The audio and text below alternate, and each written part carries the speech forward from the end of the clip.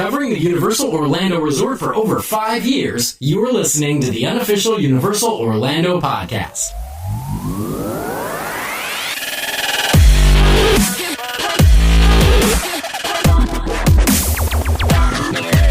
Hi, everybody, and welcome to episode 215 of the Unofficial Universal Orlando Podcast. My name's Hunter, and excuse me if I'm a little hoarse this afternoon. I've got a bit of a cough. It might be sickness. It might from being out till 4 a.m. at Halloween Horror Nights last night. We'll get into that, though.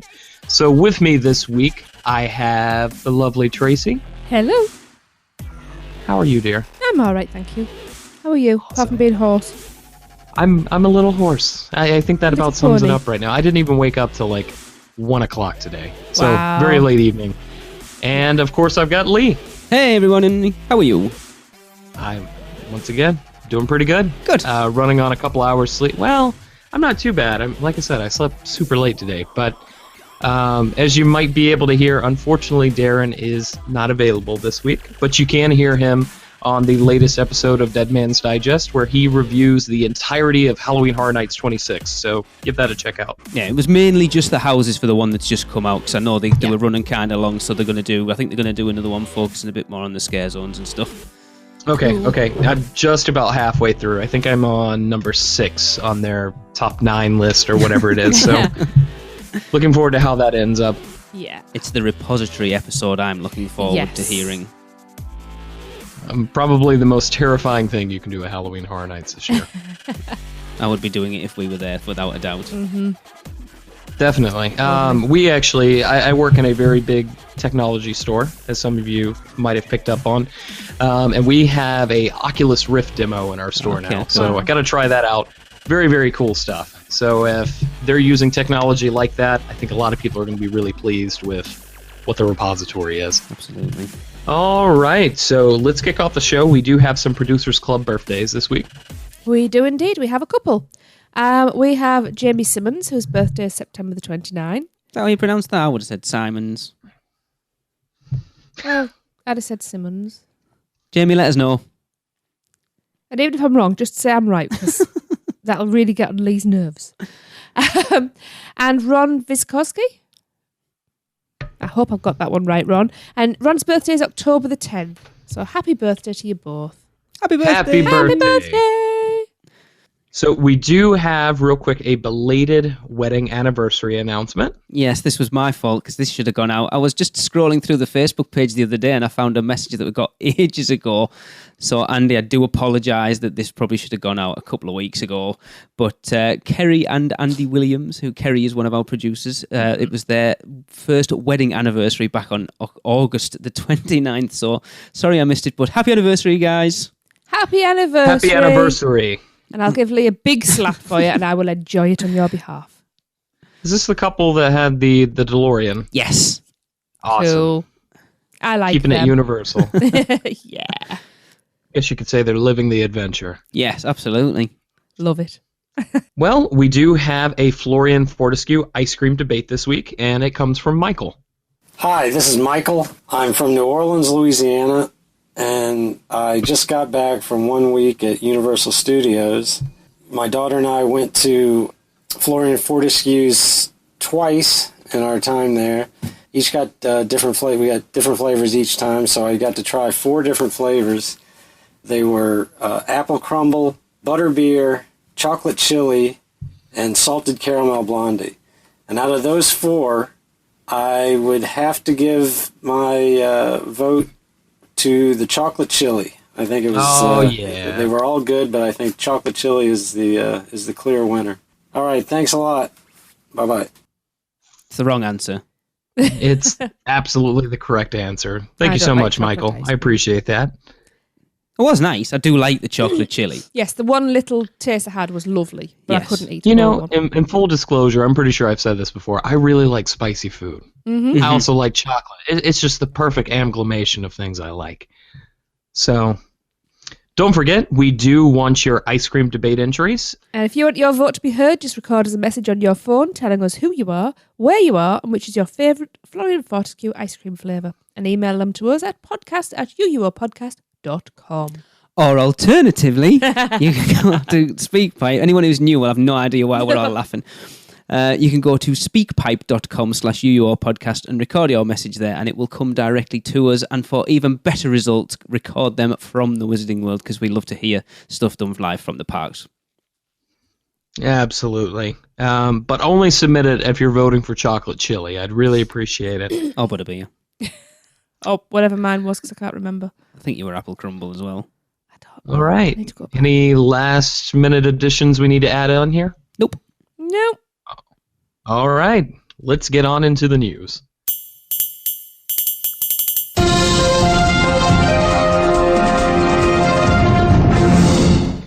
Good evening, everyone. My name's Hunter, and we are going to begin this week's news segment with a Little Things from Seth.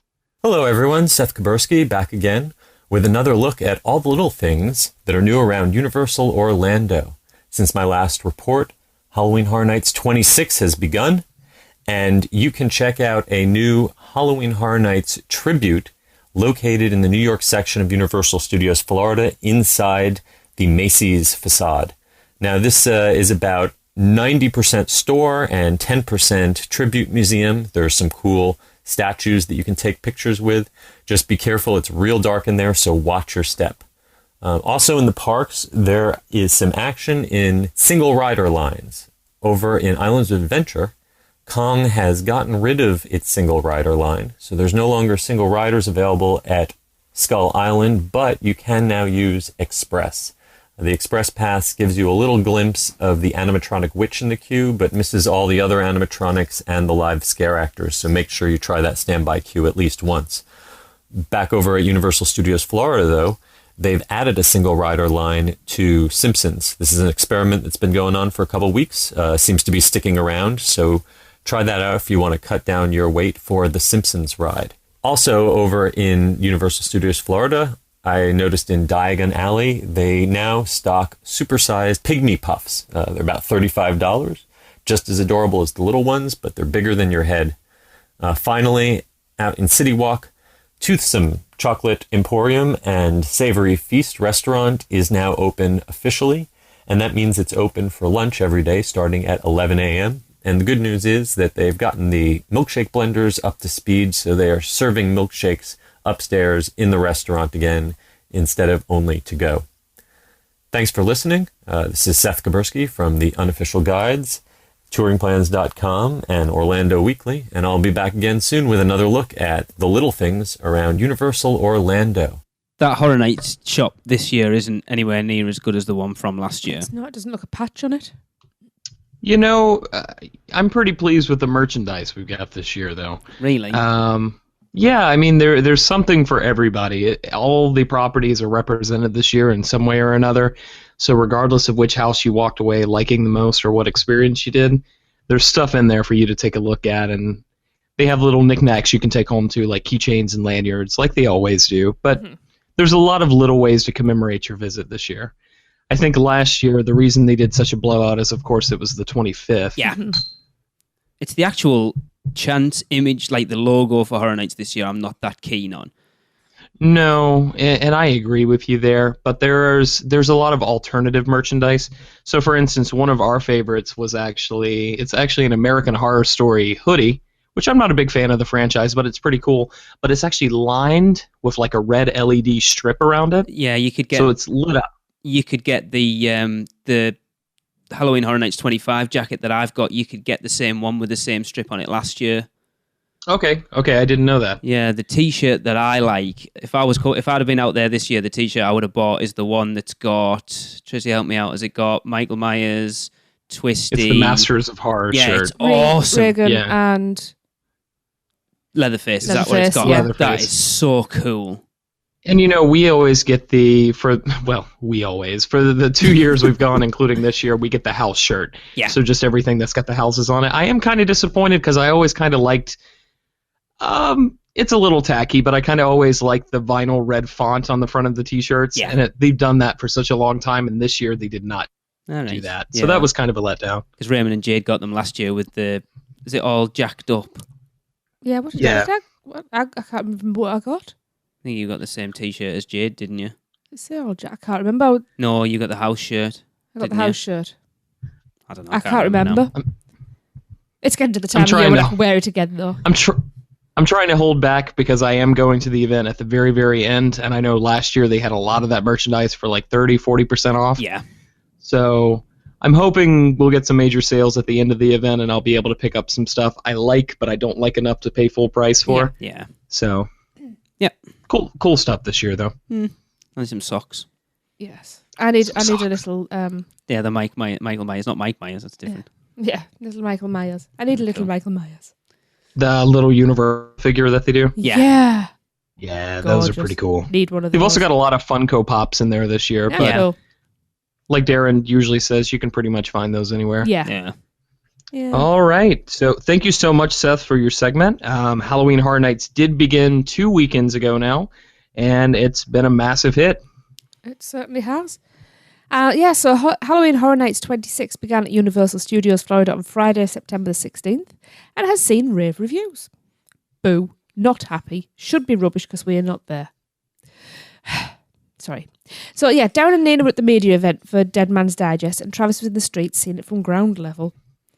Now, if you haven't already done it, go and listen to the latest Dead Man's Digest for their full review and check out the article on our blog, and head over to youtube.com/UUO podcast to see their opening night highlight reel and the media event, which includes a Q&A with Horror Nights creative and Greg Nicotero. Which we stayed up and watched. We did. Well, I'm saying stayed up. I was falling asleep. It was late. Lee did wake me up. But I'm glad he did, but I may not have seen the end of it. That's on the YouTube Oh, channel. it is. I have seen it all, but at the time I didn't see it. But yeah.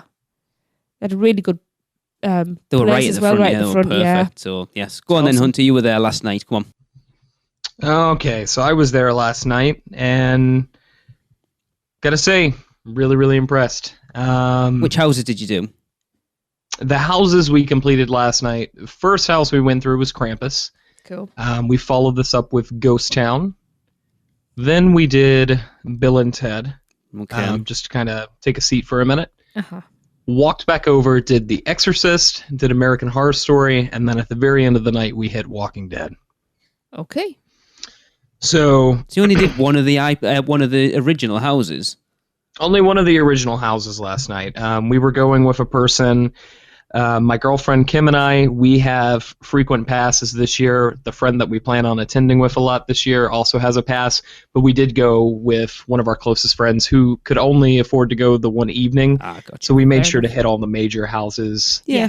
that he really wanted to see, which is the reason we actually hit Walking Dead, because that's his favorite franchise probably in anything. Fair enough. So just kind of general thoughts. Krampus is actually Kim's favorite house this year. Okay. That's probably no surprise to you two in particular, because you know how much Kim loves Christmas. Yeah. Yes. So I happy really with Kim. feel I reached out on Twitter to a couple people. Okay, for people that are not 100% on Halloween Horror Nights and are feeling a little bit of anxious about it, what's a good house to start out with? And the answer I got most was Krampus. Yeah. So I really think Krampus was a good place to start off the evening. It's just scary enough, but it's not dark. It's actually pretty well lit. The scare actors are smaller because they're elves. So I guess unless you're afraid of short people, then maybe avoid this one. But very, very well themed, very Christmassy. Smells nice in there. So if you're after that, that's the place to go to. Did you see Krampus moving? Because I know on the Dead Man's Digest they were complaining that the Krampus figures didn't actually move, but then I think Travis said that he could confirm that at least one of them did. No, I did not see that at all. I did watch. After I got home early this morning, I did watch a Krampus comparison video of the one out in Hollywood, and it does look like we have a bit of a better version, but Krampus is much more active in their version of the maze. Yeah, which seems strange that you haven't put the effort into the namesake character. Yeah, I think a lot of people were expecting to see. I think Darren mentioned this on Dead Man's, but a lot of people expected to see more of like a puppet figure for him, and that. I didn't see any case of that. So now, of course, it's only the second weekend. Maybe they'll continue to fine-tune it, but I don't see them putting anything as major as a puppet in there. Maybe they'll just get a scare actor with a Krampus mask in on. Uh-huh. So we'll see what happens we'll there. See what happens. Well, we won't. No. Shut up. Carry on. So I think my personal favorite last night actually was, all of them were amazing, but I was really, really impressed with Ghost Town last night. Cool. And I know Darren said he wasn't incredibly impressed with this one, but when I'm thinking Halloween Horror Nights, it's not necessarily about the scares or the jumps out or anything like that. It's more of the set design and what they're putting in there, and I definitely think that's the most impressive. That's the most impressive house that I think I've ever seen them do. Maybe American Horror Story beats it out just by a little bit, but I'm a sucker for the Old West, so I was pretty into this one. Yeah, I mean, we did the original house back in 2004. Yes, of course, there you go. yeah. Anyone who's playing the drinking game, there you go. Because we've mentioned Halloween Horror Nights. I'll be honest, I remember very, very little about it. But it's one of the ones I do remember, that and Castle Vampires about it. Having watched some walkthroughs on YouTube this week of this, it does look cool. The lightning effect, I'm a sucker for strobe mazes. So if you can do any sort of strobe in it, it's cool. And it does look awesome. I love Wild West stuff. And there's not as much strobe as you think would be in that house. And of course, there's the joke of, that's my goal! There's that guy in there. Aren't we? Which is a lot of fun because I yelled it right back at him. And again. Awesome. But there's one scene in particular that I think Darren mentioned. We're going to get into mild spoilers. I'm trying not to go too in depth. But there's a scene in there that looks very, very much like the Western shootout scene on the Great Movie Ride. Yes. Oh, yes, I know the joke is that I always compare it to Disney somewhere or another, but it's as tall as that room. It's very, very impressive. And Darren mentioned on the podcast that the cannon didn't actually do anything. Yes. I'm not sure if they fixed it, but that cannon is actually rocking and making noise and lighting up when it fires. Yeah, that's on the back of a truck or something, isn't it? Is that right, Hunter? It's up in I guess it's almost like a barn. Okay. It's up on the second layer, and you actually feel, I guess, the cannon whoosh past the top of your head, which is really cool. Yeah, I love they used that, like the air blast in Insidious last year with the shotgun girl. Yes, they did. Yeah, and supposedly they've got some whoosh effects in the Halloween house and everything. I didn't get a chance to do that one, but with bullets and everything, they do have that too. After that, we did see Bill and Ted. This is where I'm going to agree with Darren. I didn't really find a lot to like with Bill and Ted. I've heard it's bad this year. Has it run its course? Because everybody always goes, Bill and Ted, again. And it's unfair to compare, but this morning while I was actually writing a fact hunter that you guys will hear later on sometime, I actually watched the video for the hanging this year, which is at Knott's Scary Farm. Yes. And it was 10 times funnier than Bill and Ted. Right. I'm not sure if Bill and Ted has to play it a lot safer because it is such a big vacation destination. They've got to be careful about who they offend or what they say, especially after the drama that happened at Hollywood a couple years back. But Knott's Scary Farm pretty much went all out, and I think that made it a much better show. Okay. What about if they did two shows? One that was for Joe Public and one that was for the... No. If you're easily offended, don't come to this one. Because everyone would go to that one. It'd be full. I don't know. I've heard bad things about it this year, but I mean, we went to see it last year, and I wasn't overly impressed with it. I think I dozed. It was more just for a sit down, and the fact that Michael Roddy was I sat about 12 people away from us. Just tearing my gaze from Michael Roddy trying to catch his eye waving. When Bill and actually Ted are on, that's the most interesting and entertaining parts of the show. But it feels like for large sections of the show, they actually just hang back, and they'll throw in a one-liner every now and then. But as soon as they leave, it's not that interesting. And I like dance numbers, and I think dance numbers are great, but you can definitely feel like they're filling up a lot of space with dance numbers, and there's just a lot of really cringy stuff this year. I wasn't a big fan of it. Anyway, right. I've got to say a lot of it went over our head because it's American stuff, pop culture, isn't it? Yeah. Yeah. But it was nice to rest your feet. Definitely. It's nice to sit down, and it's nice to see. I'll take Bill and Ted over Fear Factor any day. Yeah. Fair Not enough. that we've seen it, but whatever. So, Hunter. Yes. Just before I forget, how many times did you actually squeal like a girl? I don't think I did at all. You disappoint me. You did last year. It's more of a bellow. It's more of a... You've refined it then. Primordial mating call. Right. So this year you've made it sound manly. Yeah, it was very deep. It was a lot of... sounded like the dude from Disturbed. A lot of... Oh, ooh, ah, ah, ah. And this is where we lost half our listeners. Funny because I've just really discovered Disturbed this week. Yes. The most disturbing house is actually probably Pardon the next my one we did, which was The Exorcist. Right. I didn't really find The Exorcist scary. It's not really, possession is not something that really drives me crazy like I know it does a lot of people, especially if you are inclined to a particular faith. But very impressive on what they managed to do in there. Once again, I did compare it to Hollywood's, and their Reagans all had masks on. Okay. Meanwhile, ours were actually all done up in makeup, and they had like the specialized contact lenses, and it felt very, very real. There's a lot of really cool effects in there, and you could tell there's a lot of love in there, and they tried to differentiate it just enough so it didn't feel like you were walking through the same room over and over and over again. It's a tough one to get scares in something that literally doesn't really have. It has one scene. Yeah, maybe two. but also doesn't really have a monster as such. No, now they do put, once again, mild spoilers, so if you don't want to hear this, skip ahead like 15 seconds. But the evil face demon that you see pretty regularly inside the film, he actually is a scare actor, so he's pretty good if you're not keeping an eye out for him. That's cool. That very vampiric demon face that we all recognize. And there's a lot of effects where lightning will light up the hallways, and then you'll just see like the face imprint pop up right in front of you. So a lot of really cool stuff like that. Yeah. Cool. It felt a lot like American Horror Story, or American Werewolf in London, in the sense that they're not really out to scare you as much as just put you in a specific location and pay tribute to one of the most influential, some might argue, the most influential horror movie to have ever been made. So we appreciate it on that front. So that worries me a little bit that they're going down that route a bit more with Halloween Horror Nights, that it is more about putting you inside the movie rather than the scares as such. But don't forget, it's a movie studio. It is, but they did it with Insidious last year. I don't get scared awesome. in Halloween Horror Nights mazes. I go for the sets and to watch other people get the crap scared out of them more than I do to get scared myself. But Insidious for me was the perfect mix of both, because at the end, the red-faced demon that came out, you were out of the maze, and then they had that little cattle run thing that came out the side. That's the one that got me, and I think that was the perfect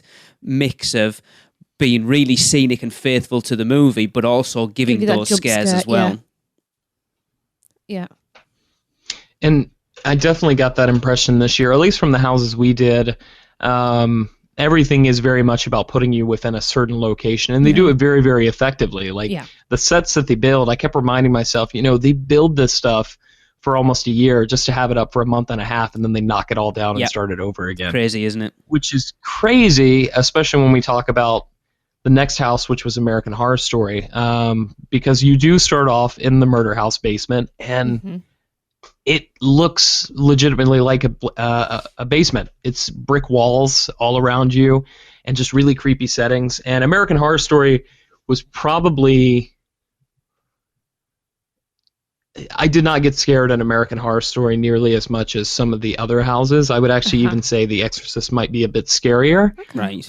It's more about experiencing that world and getting up close with these characters that people have a really big affinity for. I'm not a big fan of the franchise, but a lot of people are. Yeah. But then you don't necessarily have to be a fan of the franchise to enjoy it as a house.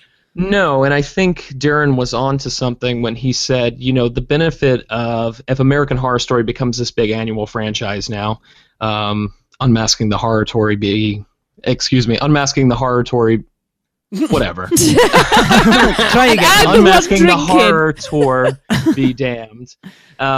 Yes, we should mention that actually, because they haven't mentioned it on the Dead Man's Digest. So we should say that as of, was it Saturday or Sunday? Apparently Halloween Horror Nights, like Universal Orlando, announced on Twitter that moving forward with the Unmasking the Horror Tour, was one of the biggest things that people get to do inside those houses is take pictures. As of now, they are only letting people take pictures inside the original house, which is only one. Apparently, on there's two separate tours. You get 3 in each. If you do both, there's six houses, and there's only one of them that's an original. So the other 5 houses you will not be allowed to take pictures in. which has got a lot of people in uproar. Which I can understand.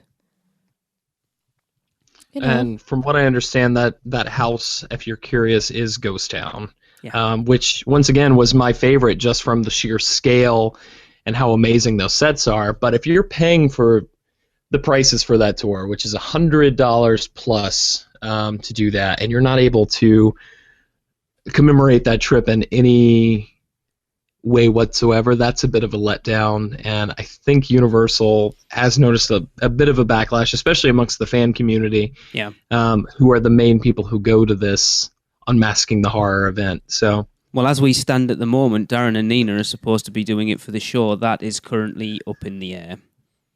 Yeah. So a lot of people are very disappointed about it.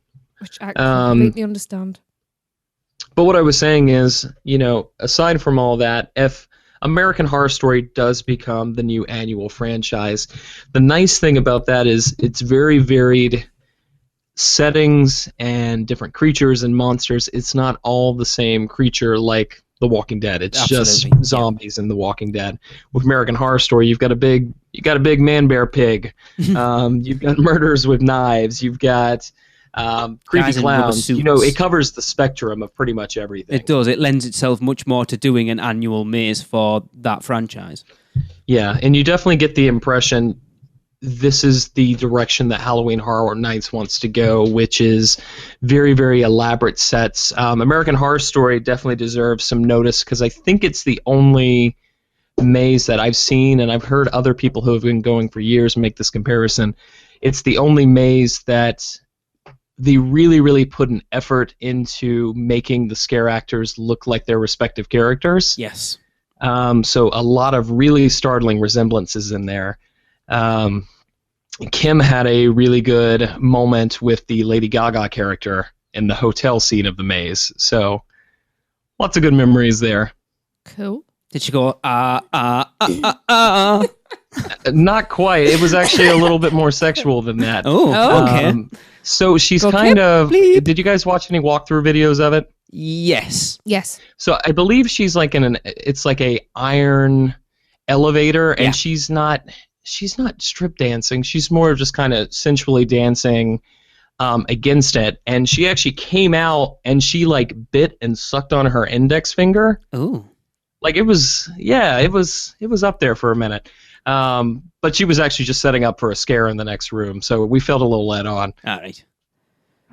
But American Horror Story is, overall, I would probably rank it as the best house of the event that we've seen thus far, just because so many different characters, the sets are amazing. You can tell that a lot of love and care went into that house. Did you say overall, including the ones you did last year?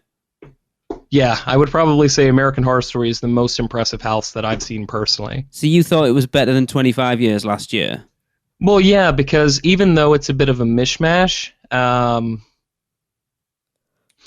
I think the set design, complete credit to Universal Creative and their original houses, but there was something really, really special about how real American Horror Story felt. Like you felt like you were actually in that location unless you happened to look up and notice that you were in a soundstage. Cool. And finally, real quick, we wrapped up with The Walking Dead. I have never done The Walking Dead prior.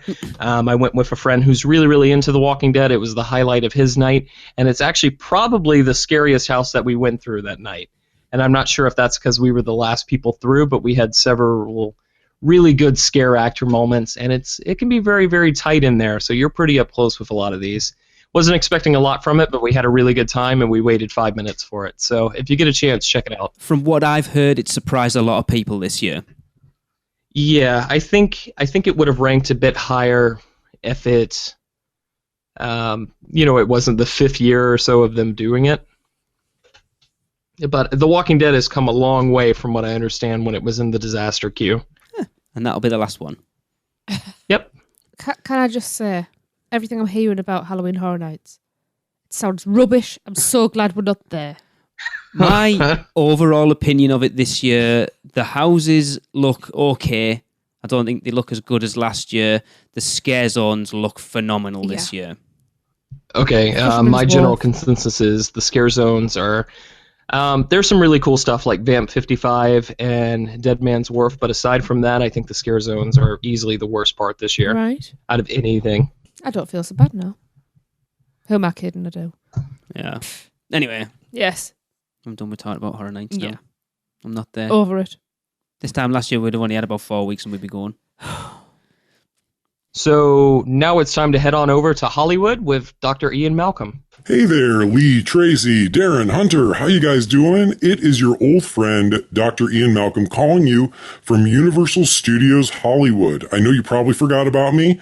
You thought that I was gone. You thought I got abducted or eaten by a T-Rex or a Velociraptor or a Dilophosaurus or a Compsognathus or one of the other creepy crawly dinos here at Universal. No, that's not the case. I'm back. I'm alive and well.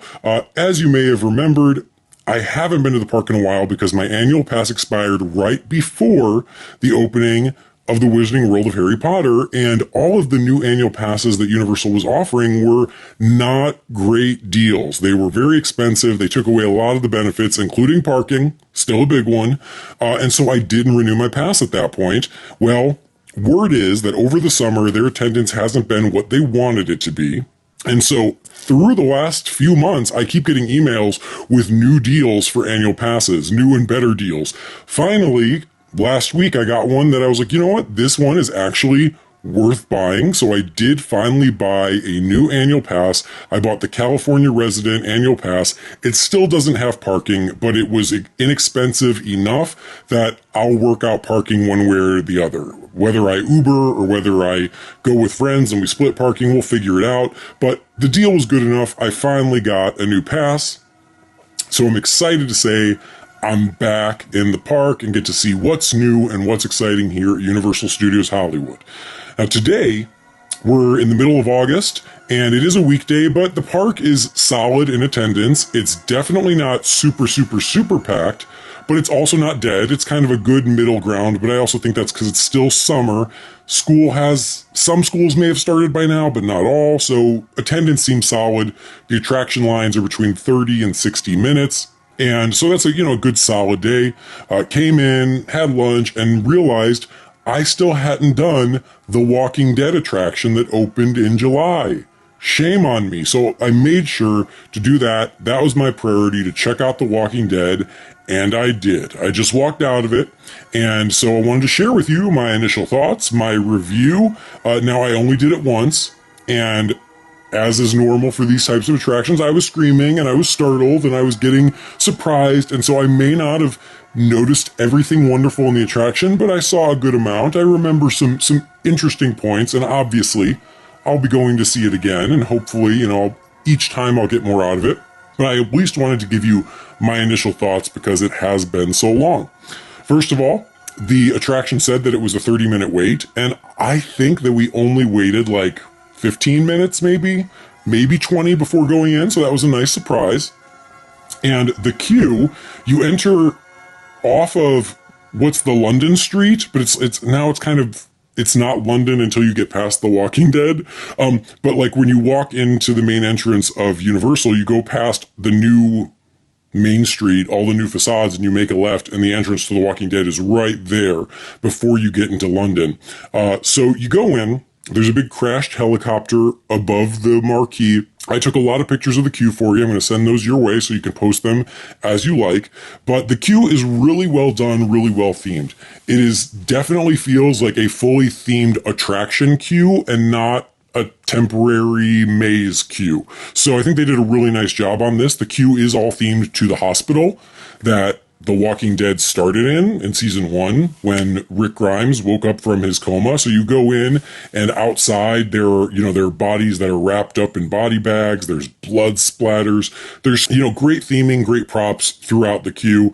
Really well done. You go into the hospital, and that's where like your switchbacks are, but you go through, there's radios issuing warnings. There's hospital plaques on the wall, and I took a photo of this, I sent it to you, but there were a bunch of names on the plaques, and if you read the names, the ones that jumped out to me were Ellie Sattler and Alan Grant, which I'm sure you recognize from Jurassic Park. So if you come, when you come, check out these plaques and see what other kind of fun names you can read and little Easter eggs throughout. They also do have the infamous do not open dead inside doors that have now become totally iconic with The Walking Dead. So those doors remain shut, and then they start to open, the lights flash, sound comes out, and then all of these animatronic zombie hands kind of make their way from behind the doors. So that was a really neat thing, and that's in the queue. So I got a couple great photos of that. That was really well done. Then after you go through the big switchbacks, you finally get into the attraction itself. And the attraction is a walkthrough, very much like a maze at Halloween Horror Nights. And things that I remember from it, again, you start in the hospital, you do eventually make your way to the prison. The prison, the main prison room looks exactly like the one that was in the maze at Horror Nights. In fact, it might just be that. They might have just moved it over and reinforced it so it could stand more than just a month or two for Horror Nights. It made it more permanent, but it looks exactly like it. So I think it might be the same one. There is a great burning cabin with smoke and fake flames and a charred zombie who comes out. That was really cool. There's a room with the open trucks, and in the open trucks are zombies and hanging torsos of zombies.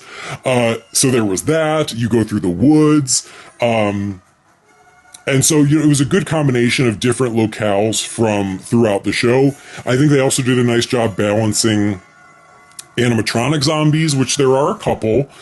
I only saw maybe 2 or 3 that you would call animatronics.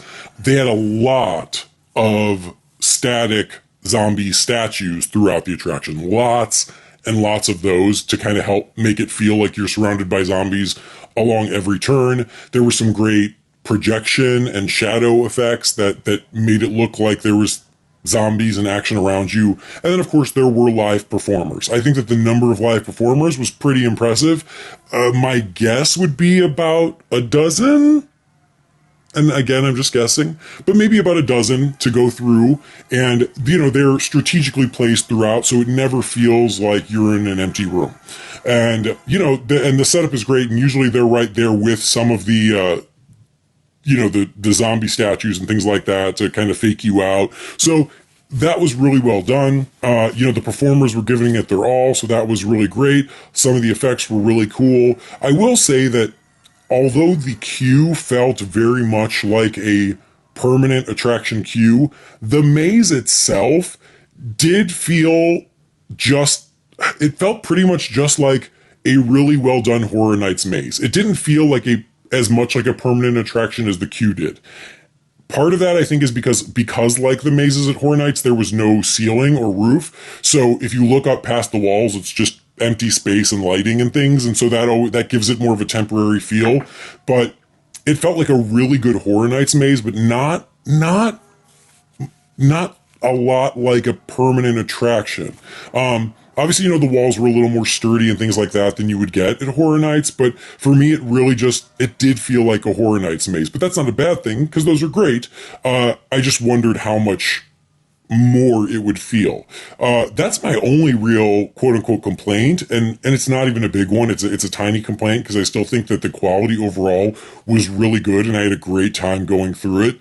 I think the scares were effective, but I do think that they were slightly toned down because it was, the middle of the day when they know that a lot of people are going to be going through who aren't necessarily there like they would be for Horror Nights, but you can definitely tell that the performers can easily amp it up to make it scarier at any point if they want to.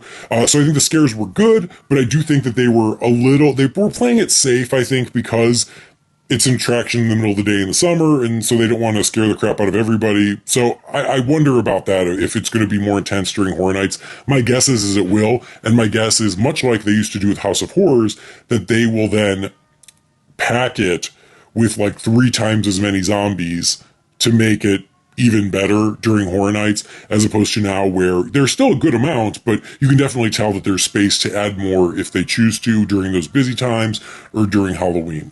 So for me, walking out, really had a great time, loved it, Can't wait to do it again. I think it was a really great addition to the park. Nice to have something right there as you walk into the park. Nice to have something that is permanently scary for those of us who like to celebrate Halloween all year round. So it's a really good attraction. I was really happy with it. I think it was really fun. And again, I do look forward to visiting it multiple times, because once you stop being scared, then I can actually start picking out more effects and more details and things like that throughout. But as it is, really, really happy with the Walking Dead attraction. It's really good. So I guess that's where I will leave you. Really enjoyed it. Again, I'll send those photos your way. The park is in full swing. Hogsmeade seems pretty well packed. We didn't ride Forbidden Journey because that was about an hour wait, and that was more than we wanted to at this point, because in another couple weeks, all schools will be in session, and then I'll be able to go and play in the park all by myself. So that's what I'll look forward to doing. But in the meantime, here at Universal Studios Hollywood, Walking Dead attraction, big thumbs up from me. Hope all is well with you guys. I'll be checking in very soon, especially once Halloween Horror Nights begins. But until then, this has been your friend, Dr. Ian Malcolm from Universal Studios Hollywood. Right, so we've all watched that walkthrough, and I'm surprised, knowing Dr. Malcolm as I do, that he enjoyed it, because I think a lot of people were like, really, we're putting a Walking Dead attraction in there. Having watched that walkthrough, I would be more than happy for it to replace T2. Oh, absolutely. There were some really cool touches. I think, Universal is kind of branching into Halloween Horror Nights into its normal day-to-day, just park. I mean, we see the implementation of a scare actor in the King Kong queue. Yes. And I think because the reaction of that has been so positive, I don't want to say that was a test, but I can see that having some influence on putting a Walking Dead attraction into Universal Studios. And I don't think it's going to be a big crowd driver. I mean, obviously that's not going to be their e-ticket attraction. Yeah. But if they need something to be a placeholder while Fast and the Furious is delayed, I think that's a pretty quick solution for them to put in there. Yeah. Yeah, completely agree. I mean, you watched that walkthrough and it was pretty elaborate. The queue was awesome, and then like the set for everything. And I'm going to say, Tracy and I talked about this over dinner tonight. That burning house section was phenomenal. It was. Yeah, some of the best fire I think I've ever seen in a theme park attraction. I couldn't get my head round what it was, because it didn't look like projection, but I'm still not quite sure. Can I just say, right at the exit, there was kind of like a back end of a truck open with zombie torsos they were hanging. Cool. But they were actually hanging by rope, so everything that was making them move was within the body of the... That was so cool. I had to keep looking at that. That was awesome. Yeah, it was really, really good. It looked like there's some really good scares in there as well. Yeah, and you can definitely get the impression this is not meant to replace Halloween Horror Nights. I don't think it's anywhere near as intense as some of the Halloween Horror Nights stuff is. Yeah. But for someone who wants to visit the world of The Walking Dead, and for someone who wants something a little bit different than roller coasters and 3D rides, I think this will do a really good job of filling that void. And there are quite a lot of us who do live for this one time of the year that like those little scares. This just gives you a taste year round. That's it. There. I think it gives Universal a way of promoting Halloween Horror Nights to those people that wouldn't necessarily buy a ticket for it. Yep. If you're people who, I don't know whether I'd do Halloween Horror Nights because it'd scare the crap out of me, will try this Walking Dead maze and go in and go, oh, well, if this is what Horror Nights like, I can do this. I think that's what a lot of people... Actually, I shouldn't say this because a lot of people decide to go. I think people are expected to be real massive scares, and it's not. It's just little jump scares. That's all it is. It's fun. Yeah. And I think just real quick, I think we're seeing the end of 3D movies in theme parks. Just because with all of the 3D actual rides that Universal has at this point, I think a lot of people are going into 3D movies and going, that's cool, but that's it. I've seen it once. Yeah. There's not a sense of motion. There's not a sense of being in that world. So why would I ever feel the need to do it again? Agreed. And as much as we like T2, it's getting up there. It's showing its age. And I think this would accommodate people that they're tired of seeing The Walking Dead at Halloween Horror Nights. Okay, well, you can have this year round, and that'll open up one of our other spots. Yep. And for people that do love The Walking Dead, it's always there. Yeah. And so there's already something there that they don't have to. They just, as Dr. Malcolm said, you just add a few extra scare actors in there for Halloween. Well, that's it. That would be my concern, is they would include it as one of the Halloween Horror Nights houses, or whether they would open it as well as the 9 houses. I think they'd have to do it like that. A couple of cool, well, a cool thing that Dr. Ian Dr. Ian Malcolm pointed out was the plaques on the walls. Yes. Ellie Sattler and Alan Grant. Say Ian Malcolm there. No, that's him. I love little touches like that. Yeah. No, I'd be glad to see it come to Orlando, and I've never thought I'd say that, especially because I love T2 as well. I think all three of us would rather see that than overtaking something like Men in Black. Yes. We want to see Men in Black get touched up, but I don't think we want to see Men in Black as a property leave. No, not at all. I think I'm hoping that when this Men in Black 23 Jump Street crossover thing comes out, that they might implement that into it. And I think you might be onto something there. I think that's going to be pretty successful for Sony. And as someone who likes both of those franchises, I'm excited to see what they do with it. Absolutely. All right, so Walking Dead coming to... I think we started off the rumor saying Men in Black. Over the last couple months, we've switched it over to T2 3D, and it looks like that's... If we do get it, I'd put money on that's where it's going at this point. That rumor has gathered a lot of strength over the last 3 months. Too, isn't it? Yeah. Yeah, and I would say, that's a section of the park during Halloween Horror Nights. It's pretty dead. I mean, that's a scare zone this year, and it was the last couple of years. But they don't have any major attractions to drive people that way. So if people want some zombie action at Halloween Horror Nights, that'll drive them to that corner of the park that's usually pretty empty. Yeah, because as someone walking in the parks, you've got no real reason to go through that scare zone other than to go through that scare zone. Yeah, you walk through it 2 or 3 times, and unless you're really, really into the property, like we really enjoyed our time in Vamp 55, but after we walked through it 2 or 3 times, we were done for the evening. No, that's a really good point. Yeah, you put a destination in there. Yeah. Cool. I'm all for it. Awesome. Yes, me too. And I'm quite surprised at that.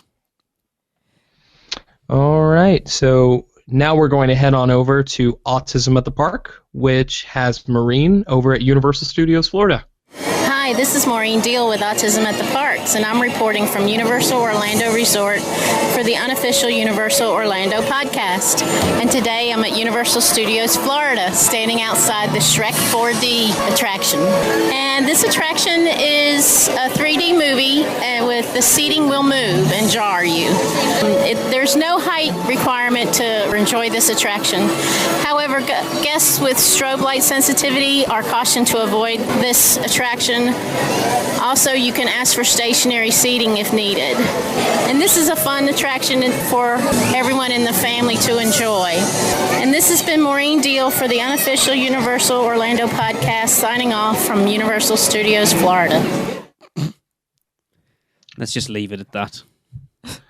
Hopefully that won't be there much longer either. Maybe Halloween Horror Nights will just get 2 Shrek theaters filled with attractions. Yeah, maybe. Maureen couldn't say much about it either. No, there's not an awful lot to say about it, is there? No, it's pretty dated, and I would actually say I would rather see Walking Dead go there instead, but it doesn't really fit the theming for the front of the park. I mean, nothing fits the theming for the front of the park, but I don't think Walking Dead will be one of the first things you walk in and see. No, definitely not. All right. Well, thanks, Maureen. So if the rumors are true, and you want to head over and ride T2 3D before it becomes a permanent Walking Dead attraction, then you need to visit Universal Orlando soon, and you can take the hassle out of booking by giving our sponsor a call. Yes, Fairy Godmother Travel can take care of all your Universal Orlando vacation needs at no extra cost to you. And if you're planning to visit Disney, like me, they can help with that too, as they are authorized Disney vacation planners. Yep, you can contact them today by phone on 832-284-4002, and I'm going to do this the Hunter way, or toll free on 888-939-64-25-39. I like that. Or go to fairygodmothertravel.com. And please let them know that you heard about them because of the UUOP. because every referral made through us helps us continue to bring you the best weekly Universal Orlando podcast. All right, so we've got some listener emails this week. We have the first one is from Daniel Livingston, and he says, "Hi all at UUOP. Hi! I have been a listener since the beginning and even managed to have my very own SPEW story read out way back in episode 45. For anyone that's a new listener, SPEW is the Society for the Promotion of Employee Well-Dones. We haven't done any of them for ages. We haven't. Send them in, people. Yes, basically, if you have a team member that goes above and beyond, and makes your journey special, let us know about them. It says, as I unfortunately missed the podcast meet in 2013 by 1 week, I was wondering if you have any plans to visit the parks from the UK next year. We have plans to visit the parks from the UK every year. They just don't always come off. Yes, we are working on it, but can't make any promises. Yes, we are hoping. The Malaby household is in turmoil financially at the moment, so yeah, that's about all we can say. Well, I've got really. a reason to go to another part of America, and I'm trying to work it out so we go via Florida. Without the kids. Shh, don't tell them. They don't listen, so it's fine. He said, I have finally booked to go back in September 2017 after what feels like the longest 4 years away. I cannot wait. There is no better way to prepare for my return to Orlando than to listen to the podcast from the start. Wow. Yes, you heard that. He is currently on episode... We apologise. 65. Really? A long way to go, but certainly building my level of excitement until I return. 365 days and counting. Thanks, Daniel. I am so embarrassed, Daniel. Right, I shall take the next one then. This one's from Bash Chetty. Hey guys, just thought I'd get in touch to add some pointers to what you guys have mentioned before in your episodes. I know the last time I emailed, I rattled on for ages. I could say something sarcastic there. I won't, I'll be nice. I was the one who mentioned the story of the cast member who said things about my lip ring when I was going to the Magic Kingdom. So I will keep this short and sweet. For anyone who doesn't remember, that was not a family-friendly story. No, it was not. Concerning the signage for the Simpsons mobile game, The Simpsons Tapped Out in Springfield. Oh, yes, I remember that well. Many an hour lost on that. People may be upset with this, but they have to realise that this free mobile game has earned EE Games and the Simpsons brand over $100 million. Is that still on the Springfield Yes, your sign? daughter still plays it. No. What? The Springfield sign is what? It was advertised on the Springfield sign. You didn't actually read that, did you? I did. Is it still there, Hunter? I haven't looked. I've never noticed a sign like that before. Okay. I remember Jade and I commented on it because we were playing it. I don't remember.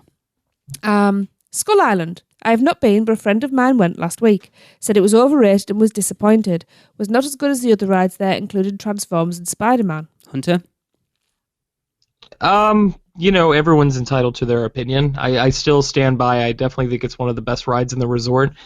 But I will say that ride is heavily, heavily dependent on where you are seated. Right. If you are right up against the sidewall or you're right up front, you're not going to have a good experience. I wish every seat was just as viable as an option as everything else, but it feels like only half the truck is in a good position. So sorry if you had a bad time, but give it another go.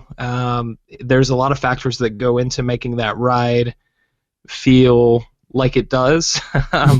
And I think it kind of goes back to what I was saying about Ghost Town at the beginning of the episode. Even if you're not a big fan of the ride, kind of like what I was saying about the scariness of Ghost Town, I think a lot of credit goes to Universal just for the scale and how much work they put into that attraction on pretty much every level. So I'm excited to, having watched the video on YouTube and having spoken to Adam Rivest about the attraction, I am excited to ride it.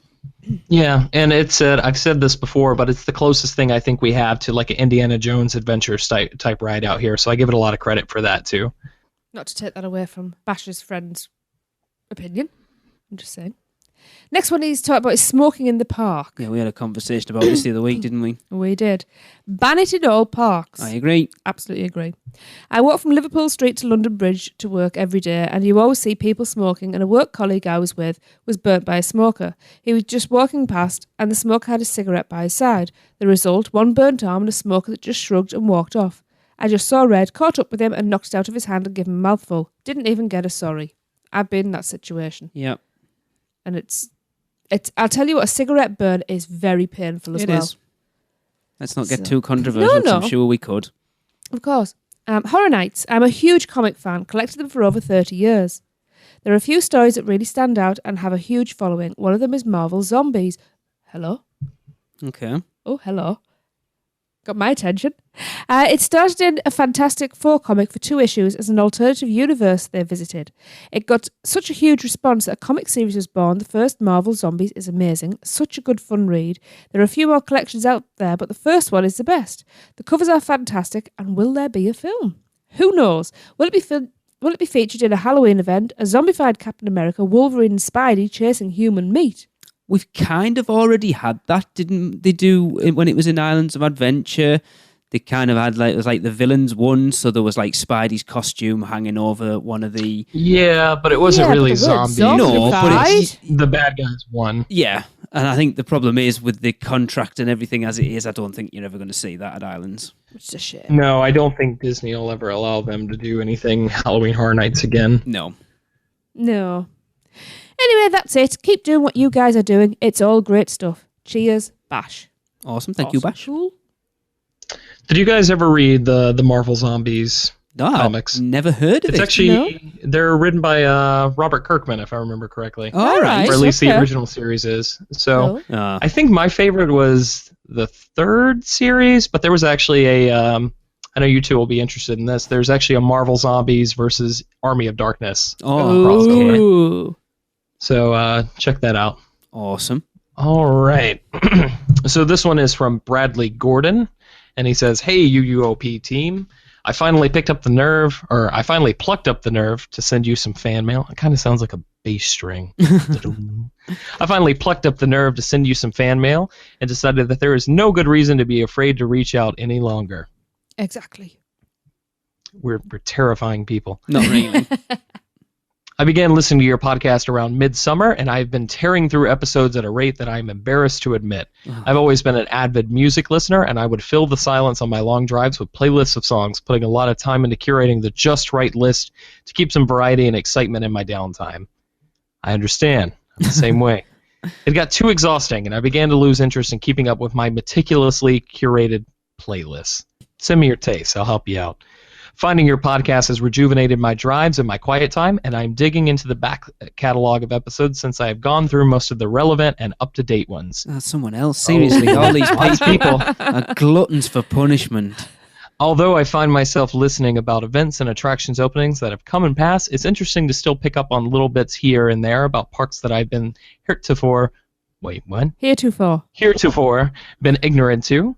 I literally learned that Me Ship the Olive was a thing last week. Okay. Some amazing views. Check it out. Yeah, it's So awesome. we only visited for the first time last year. True. It's also fun to listen to your predictions about the new installations and ride makeovers. Hunter, that's me, totally nailed the prediction that Stan Lee's cameo for The Amazing Spider-Man would be in the form of our new truck driver. Yeah. I'm going to have to go back and check that out. I didn't know I did that. Yes, you did. Yeah. What else will I predict next? Just make some up. To be fair, though, he did get, I think he's got 3 cameos in there now. 4, hasn't he? 3 or 4, yeah. 4, I think. Yeah. The Clone Saga, the movie theater, the truck driver. Then he's at the end when Spider-Man comes down to take your picture. Yeah. I think it's 3. I think there's 4, but anyway. Okay. Before I get too long-winded, I just want to finish by saying how great it has been listening to you all the past several months. Thank you. My wife and I just got annual passes after being without them for over a year. We started getting the unbearable feeling of loss around April, so we knew it was time to get them once more. The UUO podcast has given me fresh eyes for a park that I thought I knew perfectly. Also, I haven't heard every episode, so forgive me if this has been discussed. I was hoping you guys might discuss some of the things you all like to do when waiting in those dreadfully long lines on peak days. Any game activity ideas would be a welcome topic for my wife and I, as we don't usually lay down the extra cash for express passes. And finally, top 5 things to do in line. Yes, we'll do that. Yeah. Oh, man. Play on your phone. Take a poo. Nip the person in front's bottom and turn away, look at somebody behind you in disgust. Anyway. Claim that your family is at the front of the line and continue to push past everybody else. And finally, I swear, I know you've discussed your favorite queues, but I was curious about everyone's favorite attraction entrances and marquees. I remember recently listening to an episode where someone mentioned the forgetful entrance to Spider-Man. That was me. So I was hoping you could identify which queue entrances were the most eye-catching of the bunch. This one's easy. It's number 1. It's Forbidden Journey. Well, we need to don't do this. I think this should be our next top 5 because I think this is a good one because there's some major contenders. I think for this. It's not as blatantly obvious There's as at least you 3 would have sprung think. to mind. Okay, well, here, let me just lay this out there. My number one is Don't. Forbidden Journey. Don't do it now. It's the Not most listing la la la. Stop. impressive facade you've ever seen. Stop. Shush. We'll do it. Are we doing just Universal Orlando when we do it? Yeah. Oh, man. Why? I was going to completely leave Universal off the list. No. Winking at the microphone. But we will do this, yeah. I think it'd be quite interesting because I see Todd Elsroth will have one they expect to be in everybody's list at some point. Yeah, it's Stormforce Acceleratron. Yeah, absolutely. Does that even have a facade? Thanks again for putting together quality content as often as you do. I look forward to getting notifications that new episodes are posted. Keep up the amazing work. Yes, there's some great top 5s there. That facade one's one I've been thinking about for a while. And I think, it's one of those. I think we'll probably all have very similar lists, but I think what you have down as number 1, like you said there, is the facade for Forbidden Journey, the castle. Is that it? Yes. Right. Okay. Right.